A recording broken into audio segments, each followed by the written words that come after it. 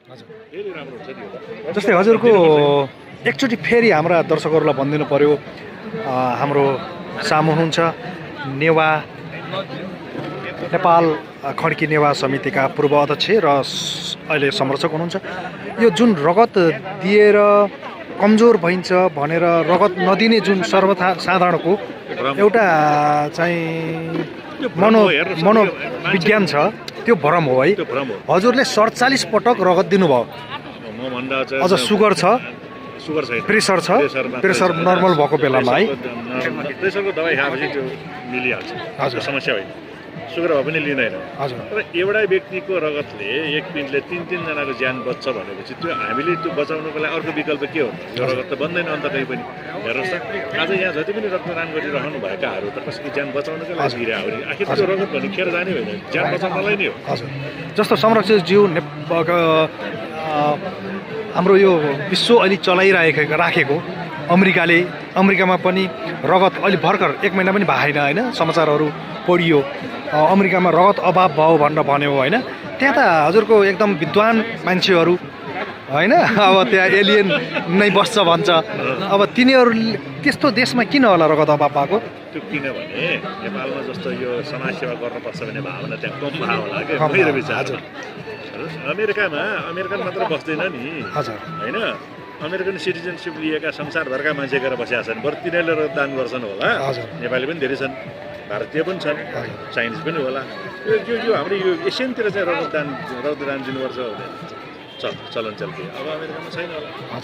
तर यो रगत भनेको कुरो चाहेर पनि हामीले बनाउन सक्दैनौँ कि, मेसिनबाट बन्दैन, यो मानवभित्र बन्ने हो। त्यस कारण हामीले अवेरनेस चेतना बढाउनु पर्यो र मान्छेमा चाहिँ मनदेखि मैले चाहिँ यो रगत दिनु भनेको गाह्रो कुरो होइन, डराउनु पर्दैन भन्ने त्यो सोच्नु पऱ्यो कि।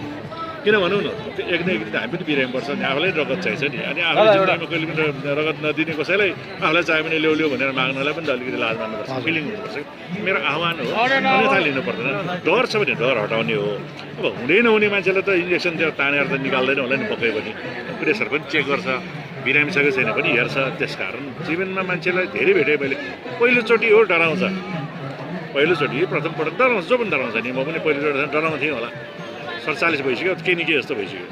त्यस कारण अझ डक्टरहरूले त रगत समयमा खेर जान्छ, कोषहरू नष्ट हुन्छ होइन, त्योभन्दा दिनु नै राम्रो।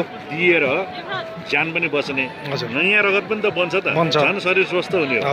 यति चाहिँ मान्छेले बुझिदिएको हुन्थ्यो भन्ने कुरा। अन्तमा संरक्षकज्यू, जस्तै रगत एकदम अभाव भएर तडपिए भने नेपाल खड्की सेवा समितिलाई सम्झँदा पनि हुन्छ। सबैभन्दा अहिले राम्रो गरिरहेको काम भनेको नेपाल रेड क्रस सोसाइटी। नेपालभरि नेपाल रेड क्रस सोसाइटीको चाहिँ पुरै सञ्जाल छ होइन। केन्द्रीय रक्त सञ्चार सेवा केन्द्र पनि छ। त्यो 60 वर्ष भइसक्यो बनेको, 62 भयो होला। नेपाल रेड क्रस सोसाइटी बनेको 63 भयो होला।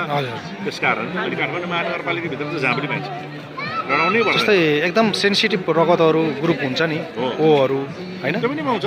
किनभने यो रगत दिनेहरूको अहिले सबै डाटा कलेक्सन हुन्छ। हेर्नुहोस्, हाम्रो यो जति पनि रगत दिएकाहरूको चाहिँ कुन चाहिँ रगत हो होइन, ए बी पोजिटिभ नेगेटिभ सबै उनीहरू रेकर्ड हुन्छ। हजुर।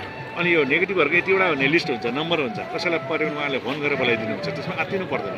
तर मेरो आग्रह चाहिँ के हो भने हामीले रगत आवश्यक पर्दाखेरि लिनुपर्छ, कहाँ माग्ने भन्ने कुरो चाहिँ हामी डराउँछौँ। आफूले पनि दिनुपर्छ भन्ने पनि अलिकति बुझ्नु पऱ्यो भन्दा भयो। हजुर। अन्तमा तपाईँ त 47 पटक पनि रगत दिनुभयो।